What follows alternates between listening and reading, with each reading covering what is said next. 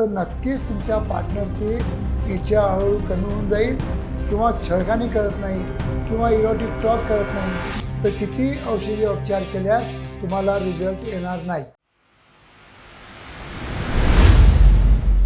नमस्कार मित्रांनो, आज मी लैंगिक क्षेत्रामध्ये 40 वर्षापासून काम करीत आहे आणि 40 वर्षापासून जे की मला अनुभव येतात त्याच अनुभवातून मी एक व्हिडिओ शृंखला तयार करीत असतो. तर आजचा आपला जो विषय आहे की लैंगिक समस्या उद्भवल्यानंतर तुम्ही कितीही स्ट्रॉंग कितीही काही औषधी घेतली तर तुम्हाला रिझल्टच मिळणार नाही जोपर्यंत तुमचं आणि तुमच्या पार्टनरचं म्हणजे पत्नीचं नातं हे तुम्ही बरोबर म्हणजे जपून ठेवलं नाही. जर तुम्ही नात्याला महत्त्व देत नसाल तर किती औषधी उपचार केल्यास तुम्हाला रिझल्ट येणार नाही. आणि त्यासाठीच तुम्हाला आज या व्हिडिओद्वारा मी तुम्हाला सायंटिफिक इन्फॉर्मेशन देण्यासाठी नक्कीच एक छोटासा प्रयत्न करीत आहे. मित्रांनो, मी आहे doctor Umesh. As a clinical sexologist म्हणून गेल्या 40 वर्षापासून मी सातत्याने तुम्हाला मार्गदर्शन करीत आहे.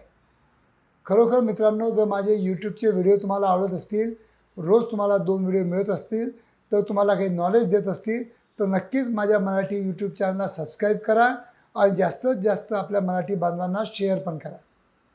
तर मित्रांनो, आजचा जो आपला विषय आहे की कितीही औषधी गोळ्या घेऊन केव्हा केव्हा आपले लैंगिक प्रॉब्लेम जे असतात ते सॉल्व्ह होत नाही.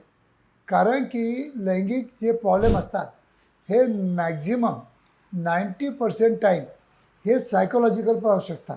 फिजिओलॉजिकल ते केव्हा असतात?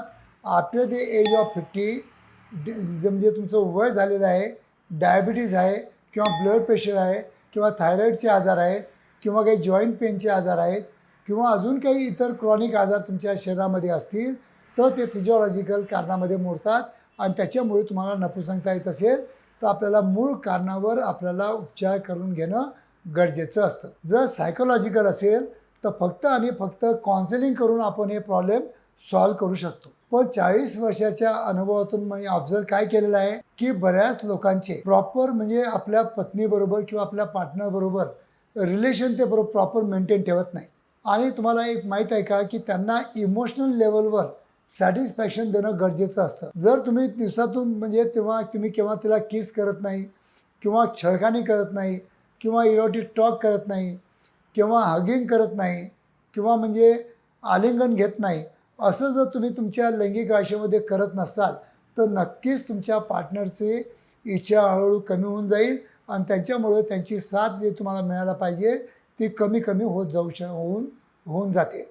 आणि त्याच्यामुळं काय होतं की आपल्याला कुठेतरी नपुसंकत्व येतं आणि मग आपण तो उपचार घेतो पण तरी पण तुम्हाला ट्रीटमेंट घेतल्यानंतर पण घरी गेल्यानंतर तुम्हाला प्रॉपर इरेक्शन यायला पाहिजे तेवढे येत नाहीत कारण तुम्हाला प्रॉपर रिझल्ट मिळत नाही. तर याचं मेन कारण जर तुम्ही तुमच्या पार्टनरबरोबर प्रॉपर संवाद करत नसाल, प्रॉपर जवळीक निर्माण करत नसाल, प्रॉपर इमोशनल बॉन्डिंग करत नसाल तर नक्कीच तुमच्या नात्यामध्ये दुरावा येऊ शकतो आणि हळूहळू तुमचं लैंगिक आयुष्य हे संपून जाण्याच्या मार्गावर येऊन ठेपतं. तर मित्रांनो, असं न करता फक्त औषधी गोळ्यावर अवलंबून न राहता किंवा ऑनलाईन औषधीनं मागवता फक्त आणि फक्त आपल्या नात्यावर जर तुम्ही चांगलं प्रॉपर काम केलं तर मला वाटतं की आपल्या आयुष्यामध्ये लैंगिक समस्या येणारच नाही. जे काही समस्या असेल ती खुली चर्चा करा, आपल्या पार्टनरबरोबर चर्चा करा की मला असा त्रास होतो आहे, आज माझा मूड नाही आहे, आज मला थकवा जाणवतो आहे, त्या दिवशी भले नका करू. पण जर त्यांच्या पार्टनरची इच्छा नसेल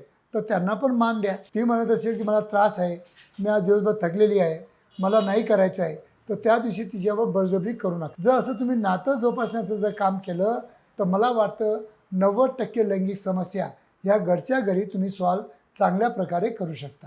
धन्यवाद मित्रांनो.